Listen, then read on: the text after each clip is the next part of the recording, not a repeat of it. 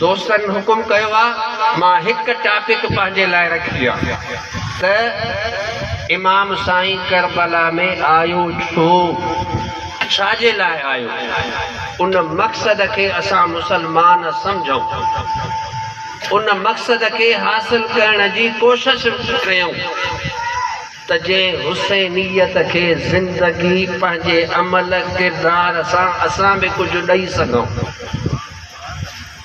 अॼु मुंहिंजी दिलि चवंदी आहे त जॾहिं बि 10 मुहर्रम ते जलसो कयो त ॿिया सभु नारा छॾे सिर्फ़ हिकु नारो हणूं त हुसैनियत ज़िंदा, हुसैनियत, हुसैन ज़िंदा, कल भी ज़िंदा हो, अॼु भी ज़िंदा, क़यामत ताईं हुसैन ज़िंदा रहंदो।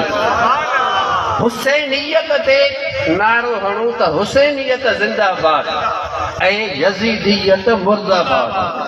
उन हुसैनियत के समझूं भी त हुसैनियत आहे छा।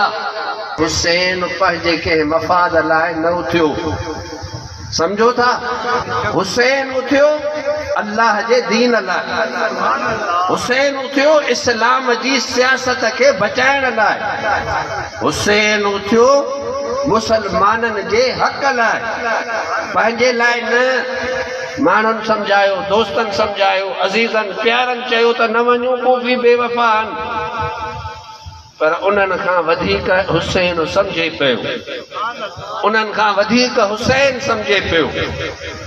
हज़रत अब्दुल्ला इब्न जाफ़र जॾहिं ख़त लिखियो, संदन सौट,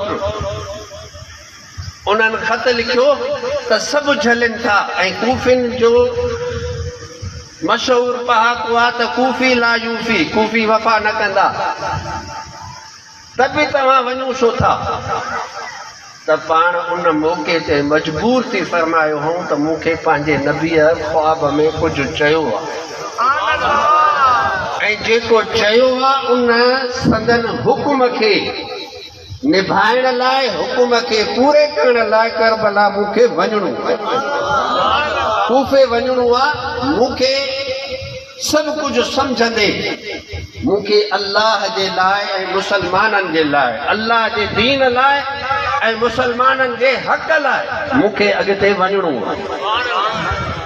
मुसलमाननि तुंहिंजे मुंहिंजे हक़ लाइ हुसैन निकितो हो, तुंहिंजे मुंहिंजे हक़ लाइ, ऐं उहो कहिड़ो हक़ हो।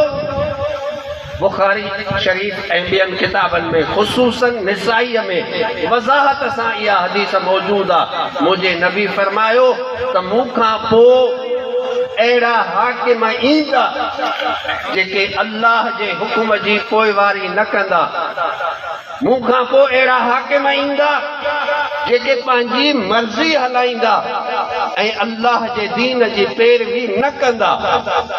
उहे हाकिम मुंहिंजा नाहिनि, मूं मां नाहिनि, मुंहिंजे उम्मत मां नाहिनि।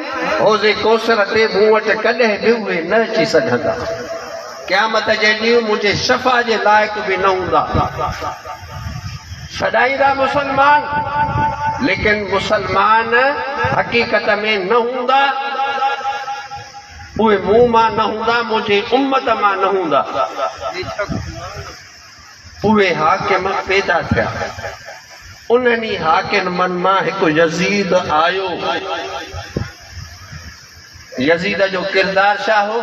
शराबी हो, बेनमाज़ी हो, इस्लामी अहकाम ते तंज़ कंदो हो, टोक कंदो हो। जे अॼुकल्ह माण्हू कंदा आहिनि इहे त मुलनि जा कम आहिनि, डायरेक्ट इस्लाम लाइ न चई सघंदा, क़ुरान लाइ न चई सघंदा, नबीअ लाइ न चई सघंदा, पोइ अचे कावड़ लाहींदा आहिनि मौलवियुनि ते त इहे मुलनि जा कम आहिनि। मुला पंहिंजी ॻाल्हि त कोन कंदा आहिनि, मुला त तव्हांखे दीन जी ॻाल्हि दसींदा आहिनि, अल्लाह जी ॻाल्हि दसींदा आहिनि, अल्लाह जे दीन जी ॻाल्हि दसींदा आहिनि। कोई बि पंहिंजी ॻाल्हि नथो चई सघे।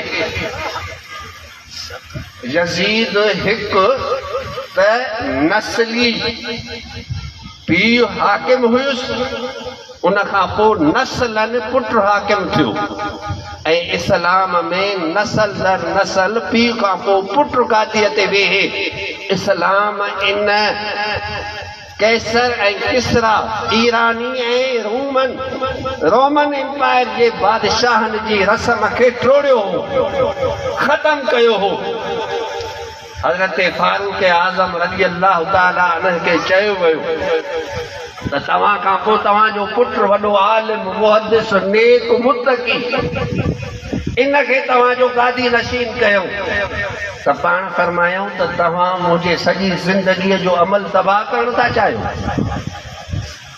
छा केसर ऐं किसरा जे उन रस्म खे मां इस्लाम में जारी कयां? पाण फरमायूं त मशवरे में मुंहिंजो पुटु शामिल हूंदो, पर मुंहिंजो पुटु हाकिम या ख़लीफ़ो न थी सघंदो। पुट खे न कयूं। अबू बकर पंहिंजे पुट खे न कयो। अहिड़े नमूने सां उमर पंहिंजे पुट खे न कयो। हालांकि लाइक़ फाइक़ आलिम फाज़िल हुया। मुसलमाननि जंहिंखे चूंडियो गॾिजी चूंडियो, मुसलमाननि ख़ुसूसन मदीने ऐं मके वारनि जंहिंखे चूंडियो, मुसलमाननि सॼे आलम इस्लाम उन जी बैयत कई। यज़ीद खे पीउ चूंडियो हो, मुसलमाननि कोन चूंडियो।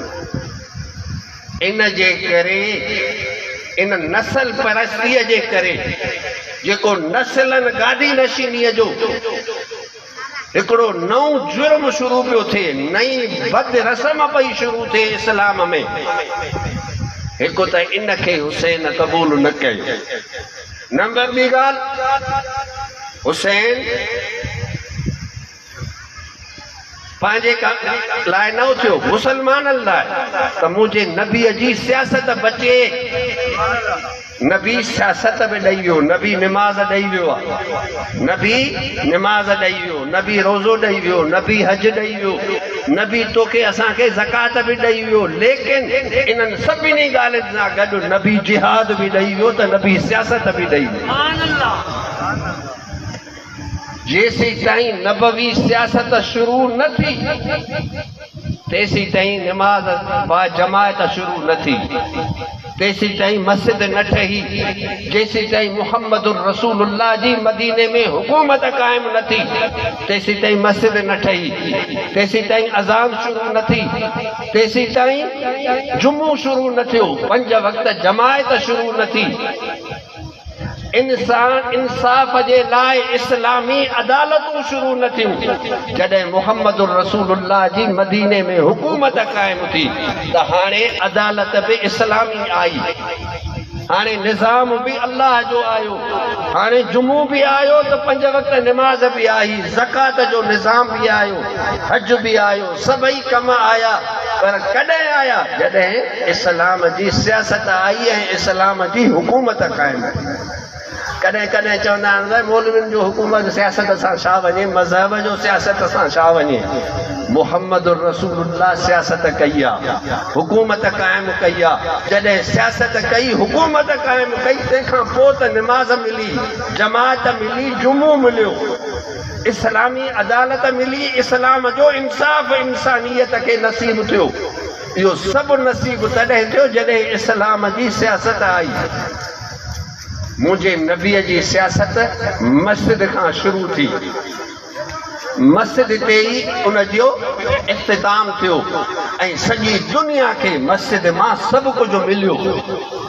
जेसी ताईं सियासत मस्जिद में हुई त अबू बकर सिद्दीक़ पैदा थियो, सियासत मस्जिद में हुई त फारूक आज़म पैदा थियो।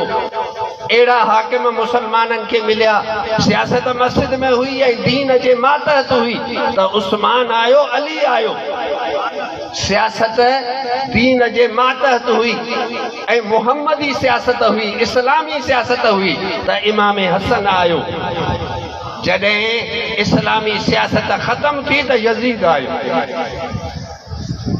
पोइ यज़ीद आयो ऐं उन जे लाइ हुसैन उथियो त हिकु करप्ट, हिकु शराबी, अल्लाह जे दीन जे ख़िलाफ़ उथण वारो, बेनिमाज़ी, दीन जे अहकामनि जी लताड़ करण वारो हिकु फासिक फाजिर, इहो हुकूमत ऐं मुसलमाननि जे अॻुवाणीअ लाइक़ु नाहे। अड़े करप्ट मानू जो बैतुल माल हुकूमत के खजानन के पी की मिल्कियत समझी जे वणे से लुटाए मुसलमान के हक के न दिसे कानून की पासदारी न करे यो हुकूमत के लायक नाहे तवा असा सब पंहिंजे हक लाइ जदोजहद कंदा आहियूं हुसैन मुसलमाननि जो इहो हक़ खसियो पियो वञे मुसलमाननि खां इन हक़ मोटाइण लाइ हुसैन मैदान में आयो हुसैन इन लाइ मैदान में आयो